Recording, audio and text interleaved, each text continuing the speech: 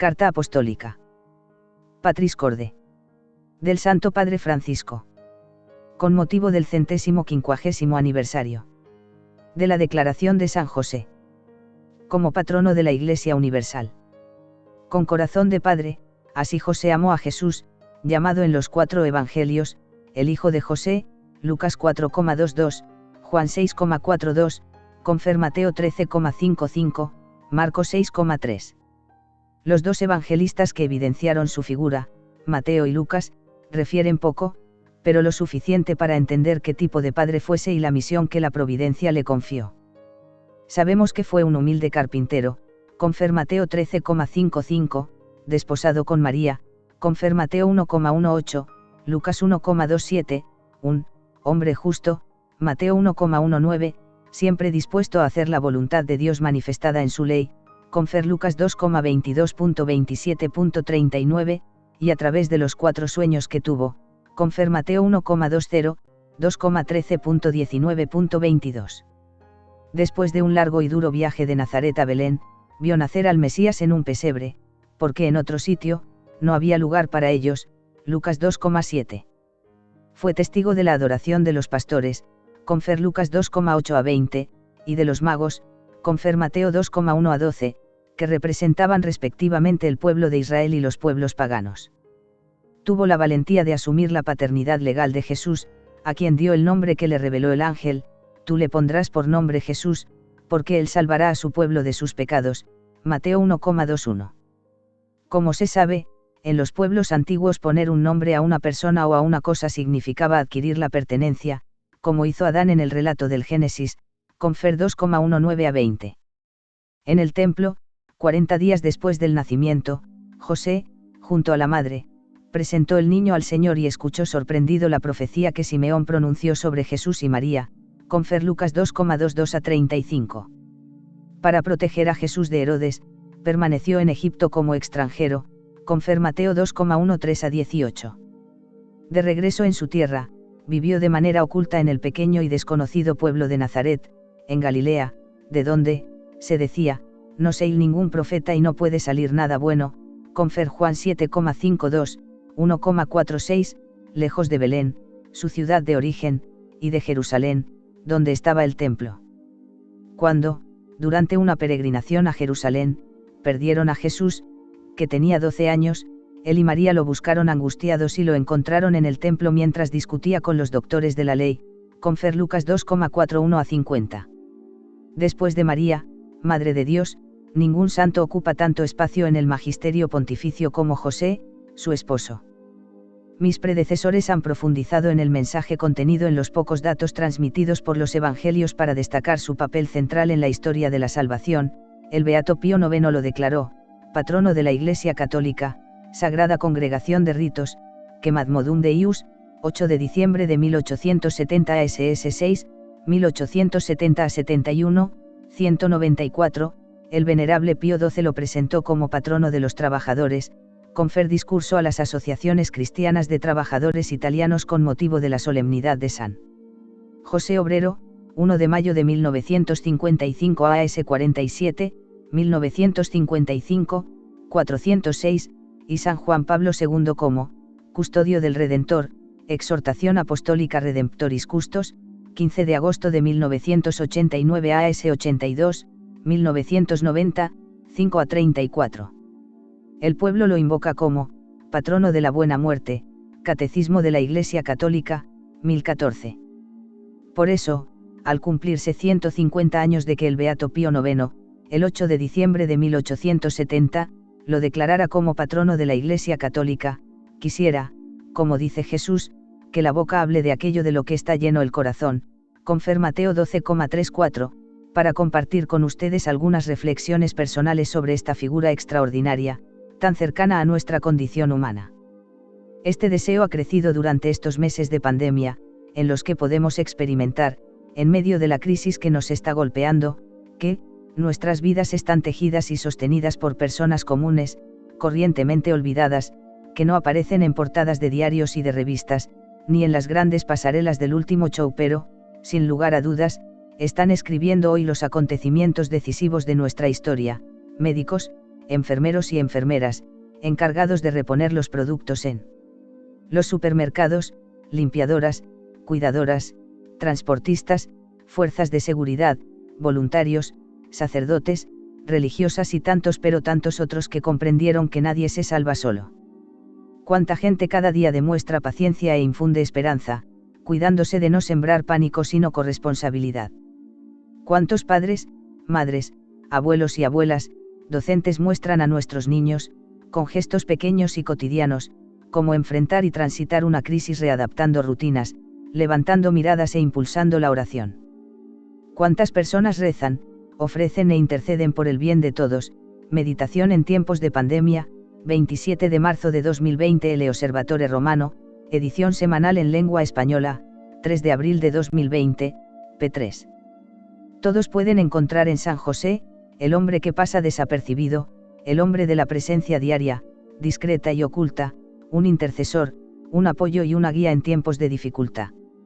San José nos recuerda que todos los que están aparentemente ocultos o en segunda línea tienen un protagonismo sin igual en la historia de la salvación. A todos ellos va dirigida una palabra de reconocimiento y de gratitud. 1.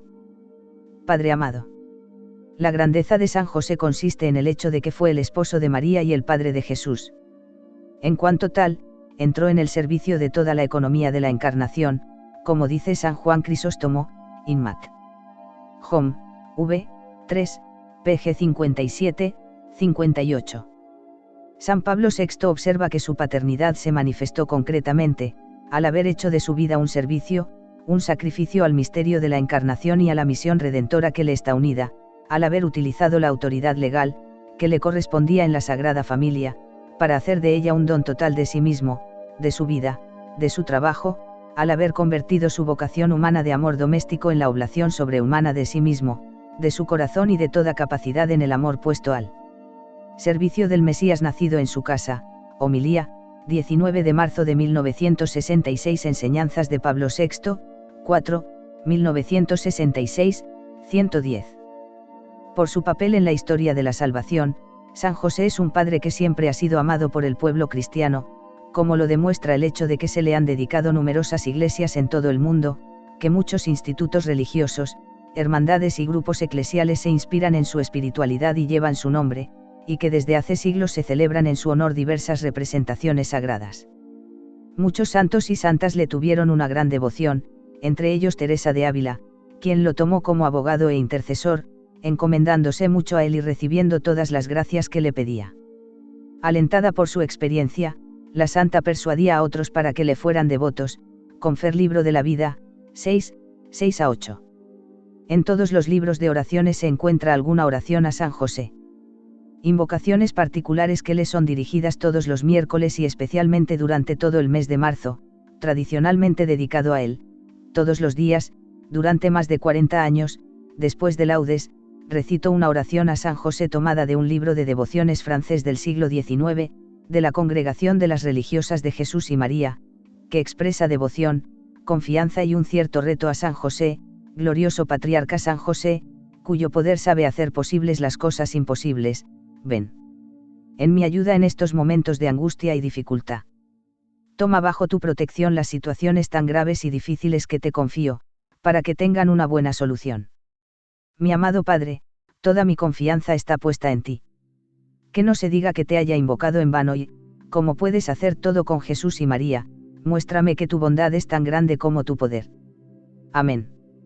La confianza del pueblo en San José se resume en la expresión Aita di Yosef, que hace referencia al tiempo de hambruna en Egipto, cuando la gente le pedía pan al faraón y él les respondía, vayan donde José y hagan lo que él les diga. Génesis 41,55. Se trataba de José el hijo de Jacob, a quien sus hermanos vendieron por envidia, confer Génesis 37,11-28, y que, siguiendo el relato bíblico, se convirtió posteriormente en virrey de Egipto, confer Génesis 41,41-44. Como descendiente de David, confer Mateo 1,16.20, de cuya raíz debía brotar Jesús según la promesa hecha a David por el profeta Natán, confer 2 Sam 7, y como esposo de María de Nazaret, San José es la pieza que une el Antiguo y el Nuevo Testamento. 2. Padre en la ternura. José vio a Jesús progresar día tras día, en sabiduría, en estatura y en gracia ante Dios y los hombres, Lucas 2,52. Como hizo el Señor con Israel, así Él le enseñó a caminar, y lo tomaba en sus brazos, era para él como el padre que alza a un niño hasta sus mejillas, y se inclina hacia él para darle de comer, Confer Oseas 11,3-4. Jesús vio la ternura de Dios en José, como un padre siente ternura por sus hijos, así el Señor siente ternura por quienes lo temen, Salmos 103,13. En la sinagoga, durante la oración de los Salmos, José ciertamente habrá oído el eco de que el Dios de Israel es un Dios de ternura, Confer Deuteronomio 4,31, Salmos 69,17, 78,38, 86,5, 111,4, 116,5, Jeremías 31,20, que es bueno para todos y, su ternura alcanza a todas las criaturas, Salmos 145,9. La historia de la salvación se cumple creyendo, contra toda esperanza, Romanos 4,18, a través de nuestras debilidades. Muchas veces pensamos que Dios se basa solo en la parte buena y vencedora de nosotros, cuando en realidad la mayoría de sus designios se realizan a través y a pesar de nuestra debilidad. Esto es lo que hace que San Pablo diga, para que no me engría tengo una espina clavada en el cuerpo, un emisario de Satanás que me golpea para que no me engría. 3 veces le he pedido al Señor que la aparte de mí, y Él me ha dicho, te basta mi gracia, porque mi poder se manifiesta plenamente en la debilidad, 2 Corintios 12,7-9. Si esta es la perspectiva de la economía de la salvación, debemos aprender a aceptar nuestra debilidad con intensa ternura, Confer Exhortación Apostólica Evangelii Gaudium, 24 de noviembre de 2013, 88, 288, AS 105, 2013, 1057, 1136-1137. El maligno nos hace mirar nuestra fragilidad con un juicio negativo, mientras que el espíritu la saca a la luz con ternura. La ternura es el mejor modo para tocar lo que es frágil en nosotros. El dedo que señala y el juicio que hacemos de los demás son a menudo un signo de nuestra incapacidad para aceptar nuestra propia debilidad, nuestra propia fragilidad. Solo la ternura nos salvará de la obra del acusador, Confer Apocalipsis 12,10. Por esta razón es importante encontrarnos con la misericordia de Dios, especialmente en el sacramento de la reconciliación, teniendo una experiencia de verdad y ternura. Paradójicamente, incluso el maligno puede decirnos la verdad, pero, si lo hace, es para condenarnos. Sabemos, sin embargo, que la verdad que viene de Dios no nos condena, sino que nos acoge, nos abraza, nos sostiene, nos perdona. La verdad siempre se nos presenta como el Padre misericordioso de la parábola, Confer Lucas 15,11-32 viene a nuestro encuentro, nos devuelve la dignidad, nos pone nuevamente de pie, celebra con nosotros, porque, mi hijo estaba muerto y ha vuelto a la vida, estaba perdido y ha sido encontrado, v24. También a través de la angustia de José pasa la voluntad de Dios, su historia, su proyecto. Así, José nos enseña que tener fe en Dios incluye además creer que Él puede actuar incluso a través de nuestros miedos, de nuestras fragilidades, de nuestra debilidad. Y nos enseña que, en medio de las tormentas de la vida, no debemos tener miedo de ceder a Dios el timón de nuestra barca. A veces, nosotros quisiéramos tener todo bajo control, pero Él tiene siempre una mirada más amplia. 3. Padre en la obediencia. Así como Dios hizo con María cuando le manifestó su plan de salvación, también a José le reveló sus designios y lo hizo a través de sueños que, en la Biblia, como en todos los pueblos antiguos, eran considerados uno de los medios por los que Dios manifestaba su voluntad, Confer Génesis 20,3, 28,12, 31:11.24, 40,8, 41,1-32, Números 12,6, 1 Samuel 3,3-10, Daniel 2, 4, Job 33,15. José estaba muy angustiado por el embarazo incomprensible de María, no quería denunciarla públicamente, en estos casos estaba prevista la lapidación, Confer Deuteronomio 22,20-21, pero decidió romper su compromiso en secreto, Mateo 1,19. En el primer sueño el ángel lo ayudó a resolver su grave dilema, no temas aceptar a María, tu mujer, porque lo engendrado en ella proviene del Espíritu Santo. Dará a luz un hijo, y tú le pondrás por nombre Jesús, porque él salvará a su pueblo de sus pecados. Mateo 1,20-21. Su respuesta fue inmediata. Cuando José despertó del sueño, hizo lo que el ángel del Señor le había mandado. Mateo 1,24. Con la obediencia superó su drama y salvó a María. En el segundo sueño el ángel ordenó a José: levántate, toma contigo al niño y a su madre, y huye a Egipto, quédate allí hasta que te diga, porque Herodes va a buscar al niño para matarlo. Mateo 2,13. José no dudó en obedecer, sin cuestionarse acerca de las dificultades que podía encontrar. Se levantó, tomó de noche al niño y a su madre, y se fue a Egipto, donde estuvo hasta la muerte de Herodes. Mateo 2,14-15. En Egipto, José esperó con confianza y paciencia el aviso prometido por el ángel para regresar a su país. Y cuando en un tercer sueño el mensajero divino, después de haberle informado que los que intentaban matar al niño habían muerto, le ordenó que se levantara, que tomase consigo al niño y a su madre y que volviera a la tierra de Israel, confer Mateo 2,19-20, él una vez más obedeció sin vacilar, se levantó, tomó al niño y a su madre y entró en la tierra de Israel. Mateo 2,21. Pero durante el viaje de regreso, al enterarse de que Arquelao reinaba en Judea en lugar de su padre Herodes, tuvo miedo de ir allí y, avisado en sueños, y es la cuarta vez que sucedió, se retiró a la región de Galilea y se fue a vivir a un pueblo llamado Nazaret. Mateo 2,22-23. El evangelista Lucas, por su parte, relató que José afrontó el largo e incómodo viaje de Nazaret a Belén, según la ley del censo del emperador César Augusto, para empadronarse en su ciudad de origen. Y fue precisamente en esta circunstancia que Jesús nació y fue asentado en el censo del imperio, como todos los demás niños, confer Lucas 2,1-7. San Lucas, en particular, se preocupó de resaltar que los padres de Jesús observaban todas las prescripciones de la ley, los ritos de la circuncisión de Jesús, de la purificación de María después del parto, de la presentación del primogénito a Dios, confer 2,21-24, confer Levítico 12,1-8, Éxodo 13,2. En cada circunstancia de su vida, José supo pronunciar su fiat, como María en la Anunciación y Jesús en Getsemaní. José, en su papel de cabeza de familia, enseñó a Jesús a ser sumiso a sus padres, según el mandamiento de Dios, confer Éxodo 20,1-2. En la vida oculta de Nazaret, bajo la guía de José, Jesús aprendió a hacer la voluntad del Padre. Dicha voluntad se transformó en su alimento diario, confer Juan 4,34. Incluso en el momento más difícil de su vida, que fue en Getsemaní, prefirió hacer la voluntad del Padre y no la suya propia, confer Mateo 26,39, Marcos 14,36, Lucas 22,42, y se hizo, obediente hasta la muerte, de cruz, Filipenses 2,8. Por ello, el autor de la carta a los Hebreos concluye que Jesús, aprendió sufriendo a obedecer, 5,8. Todos estos acontecimientos muestran que José, ha sido llamado por Dios para servir directamente a la persona y a la misión de Jesús mediante el ejercicio de su paternidad.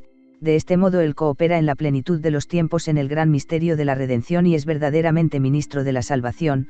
San Juan Pablo II, Exhortación Apostólica Redemptoris Custos, 15 de agosto de 1989, 8, AS 82, 1990, 14. 4. Padre en la acogida. José acogió a María sin poner condiciones previas. Confió en las palabras del ángel.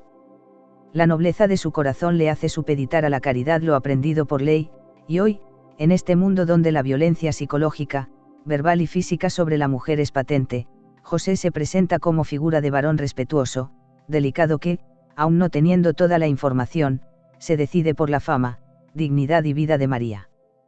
Y, en su duda de cómo hacerlo mejor, Dios lo ayudó a optar iluminando su juicio.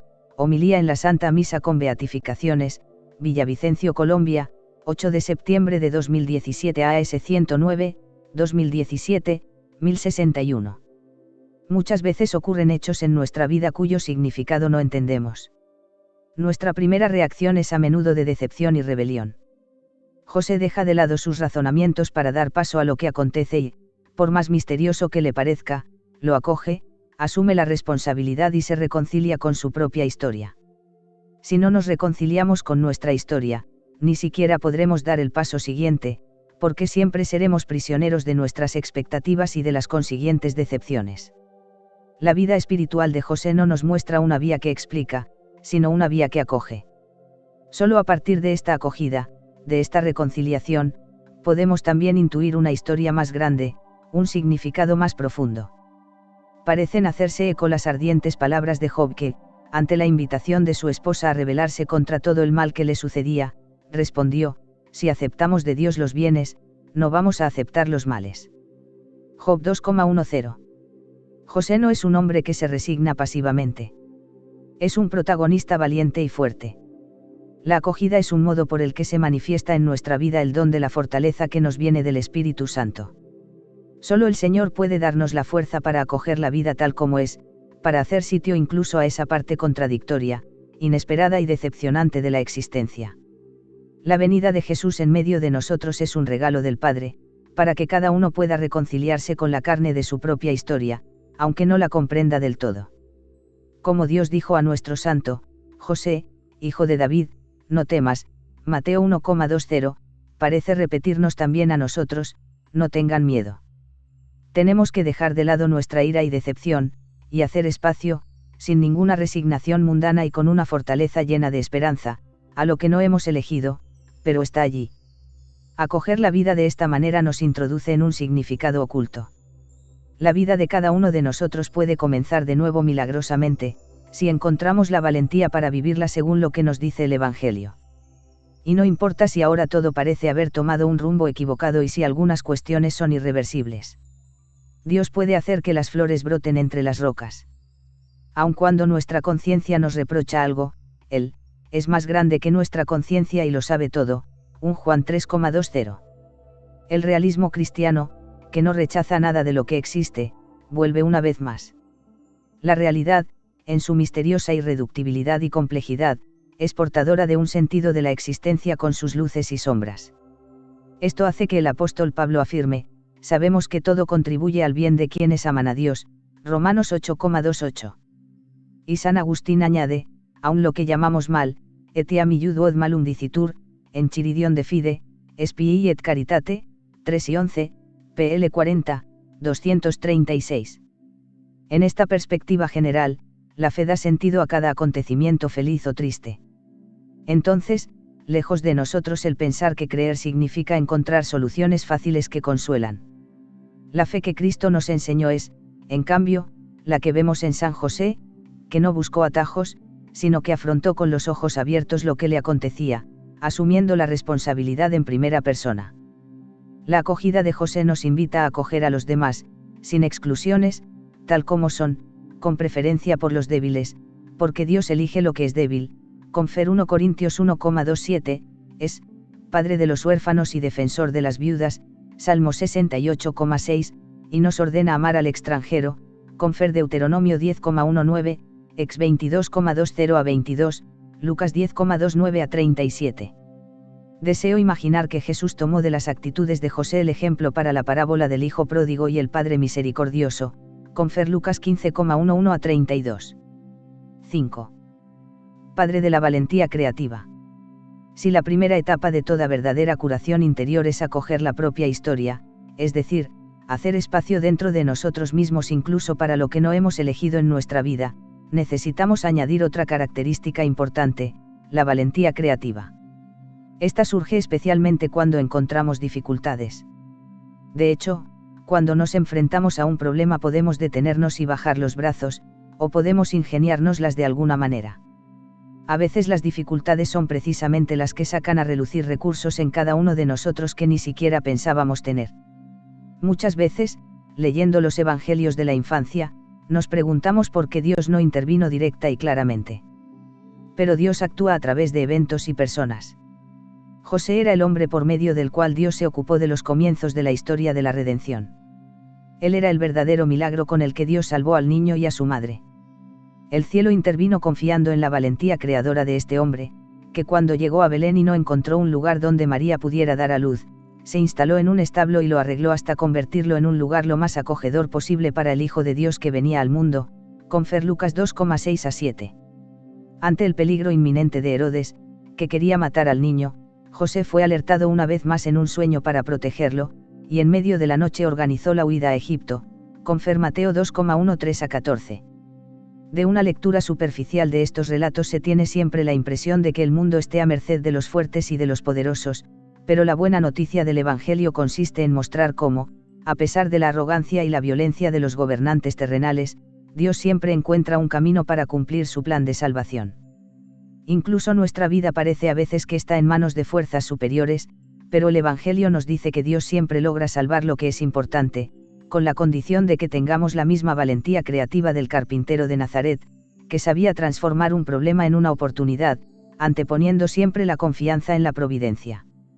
Si a veces pareciera que Dios no nos ayuda, no significa que nos haya abandonado, sino que confía en nosotros, en lo que podemos planear, inventar, encontrar. Es la misma valentía creativa que mostraron los amigos del paralítico que, para presentarlo a Jesús, lo bajaron del techo, confer Lucas 5,17-26. La dificultad no detuvo la audacia y la obstinación de esos amigos. Ellos estaban convencidos de que Jesús podía curar al enfermo y, como no pudieron introducirlo por causa de la multitud, subieron a lo alto de la casa y lo hicieron bajar en la camilla a través de las tejas, y lo colocaron en medio de la gente frente a Jesús. Jesús, al ver la fe de ellos, le dijo al paralítico: «Hombre, tus pecados quedan perdonados». VV 19-20. Jesús reconoció la fe creativa con la que esos hombres trataron de traerle a su amigo enfermo. El Evangelio no da ninguna información sobre el tiempo en que María, José y el niño permanecieron en Egipto. Sin embargo, lo que es cierto es que habrán tenido necesidad de comer, de encontrar una casa, un trabajo. No hace falta mucha imaginación para llenar el silencio del Evangelio a este respecto. La Sagrada Familia tuvo que afrontar problemas concretos como todas las demás familias, como muchos de nuestros hermanos y hermanas migrants que incluso hoy arriesgan sus vidas forzados por las adversidades y el hambre. A este respecto, creo que San José sea realmente un santo patrono especial para todos aquellos que tienen que dejar su tierra a causa de la guerra, el odio, la persecución y la miseria. Al final de cada relato en el que José es el protagonista, el Evangelio señala que él se levantó, tomó al niño y a su madre e hizo lo que Dios le había mandado, confer Mateo 1,24, 2,14.21.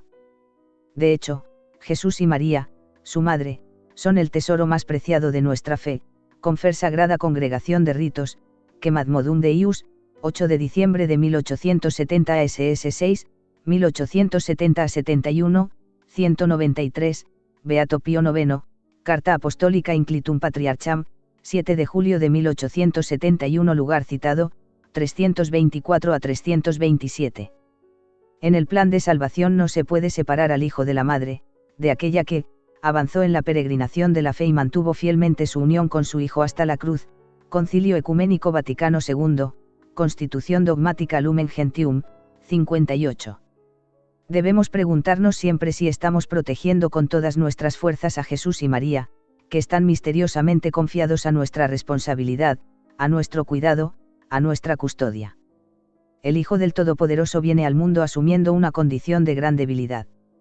Necesita de José para ser defendido, protegido, cuidado, criado. Dios confía en este hombre, del mismo modo que lo hace María, que encuentra en José no solo al que quiere salvar su vida, sino al que siempre velará por ella y por el niño. En este sentido, San José no puede dejar de ser el custodio de la Iglesia, porque la Iglesia es la extensión del cuerpo de Cristo en la historia, y al mismo tiempo en la maternidad de la Iglesia se manifiesta la maternidad de María, confer Catecismo de la Iglesia Católica, 963-970. José, a la vez que continúa protegiendo a la Iglesia, sigue amparando al niño y a su madre, y nosotros también, amando a la Iglesia, continuamos amando al niño y a su madre. Este niño es el que dirá: les aseguro que siempre que ustedes lo hicieron con uno de estos mis hermanos más pequeños, conmigo lo hicieron, Mateo 25,40. Así, cada persona necesitada, cada pobre, cada persona que sufre, cada moribundo, cada extranjero, cada prisionero, cada enfermo son el niño que José sigue custodiando. Por eso se invoca a San José como protector de los indigentes, los necesitados, los exiliados, los afligidos, los pobres, los moribundos. Y es por lo mismo que la Iglesia no puede dejar de amar a los más pequeños, Porque Jesús ha puesto en ellos su preferencia, se identifica personalmente con ellos. De José debemos aprender el mismo cuidado y responsabilidad, amar al niño y a su madre, amar los sacramentos y la caridad, amar a la Iglesia y a los pobres. En cada una de estas realidades está siempre el niño y su madre. 6. Padre trabajador. Un aspecto que caracteriza a San José y que se ha destacado desde la época de la primera encíclica social, la Rerum Novarum de León XIII, es su relación con el trabajo. San José era un carpintero que trabajaba honestamente para asegurar el sustento de su familia. De él, Jesús aprendió el valor, la dignidad y la alegría de lo que significa comer el pan que es fruto del propio trabajo. En nuestra época actual, en la que el trabajo parece haber vuelto a representar una urgente cuestión social y el desempleo alcanza a veces niveles impresionantes, aun en aquellas naciones en las que durante décadas se ha experimentado un cierto bienestar, es necesario, con una conciencia renovada, comprender el significado del trabajo que da dignidad y del que nuestro santo es un patrono ejemplar. El trabajo se convierte en participación en la obra misma de la salvación, en oportunidad para acelerar el advenimiento del reino, para desarrollar las propias potencialidades y cualidades, poniéndolas al servicio de la sociedad y de la comunión. El trabajo se convierte en ocasión de realización no solo para uno mismo, sino sobre todo para ese núcleo original de la sociedad que es la familia. Una familia que carece de trabajo está más expuesta a dificultades, tensiones, fracturas e incluso a la desesperada y desesperante tentación de la disolución. ¿Cómo podríamos hablar de dignidad humana sin comprometernos para que todos y cada uno tengan la posibilidad de un sustento digno? La persona que trabaja, cualquiera que sea su tarea, colabora con Dios mismo, se convierte un poco en creador del mundo que nos rodea. La crisis de nuestro tiempo, que es una crisis económica, social, cultural y espiritual, puede representar para todos un llamado a redescubrir el significado, la importancia y la necesidad del trabajo para dar lugar a una nueva normalidad en la que nadie quede excluido. La obra de San José nos recuerda que el mismo Dios hecho hombre no desdeñó el trabajo. La pérdida de trabajo que afecta a tantos hermanos y hermanas, y que ha aumentado en los últimos tiempos debido a la pandemia de COVID-19, debe ser un llamado a revisar nuestras prioridades.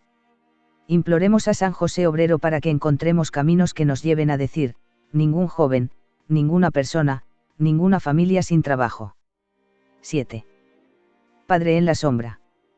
El escritor polaco Jan Dobrasinski, en su libro La sombra del padre, edición original, Cienojka, Varsovia 1977, noveló la vida de San José. Con la imagen evocadora de la sombra define la figura de José, que para Jesús es la sombra del Padre Celestial en la tierra, lo auxilia, lo protege, no se aparta jamás de su lado para seguir sus pasos.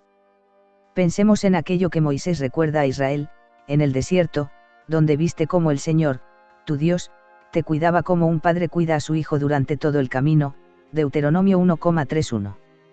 Así José ejercitó la paternidad durante toda su vida, confer San Juan Pablo II, Exhortación Apostólica Redemptoris Custos, 7-8, AS 82, 1990, 12-16. Nadie nace padre, sino que se hace. Y no se hace solo por traer un hijo al mundo, sino por hacerse cargo de él responsablemente.